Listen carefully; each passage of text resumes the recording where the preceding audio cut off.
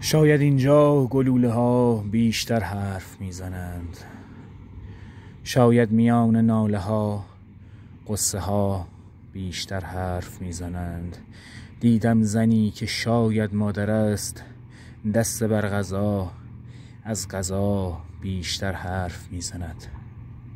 شاید ترانه ها برای خوشایند هرزگان از عشق و معرفت بیشتر لاف میزنند. شاید برای دیدن آلاله های سرخ خونها به جای گلها حرف میزنند. شاید گلی که امروز پر کرده اید، فردا ز خون او گلها جوانه میزنند. او رفت با تمام امید و آرزو، دختری که در نگاهش انتظار حرف میزند. شاید برای گفتن یک راز سر به مهر چشمها بیشتر از زبانها حرف میزنند. میخواند از تو شعری و همه دست میزنند. شاید درون ترانه او کسی با تو حرف میزند. شاید برای آنکه نبیند چشم غیر، مهتاب در برکه با تو حرف میزند.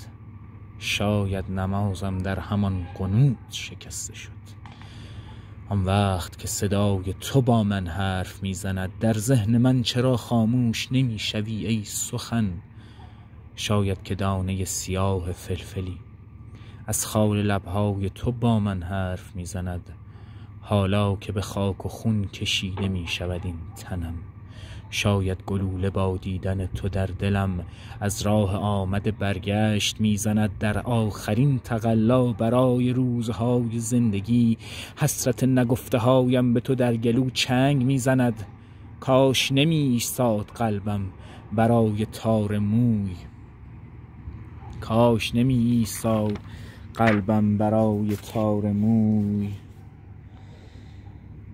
فردا به جای من جای خالیم با تو حرف میزند. ای حسرت نگفته های من در گلو، این را بدان که دلم با تو حرف میزند.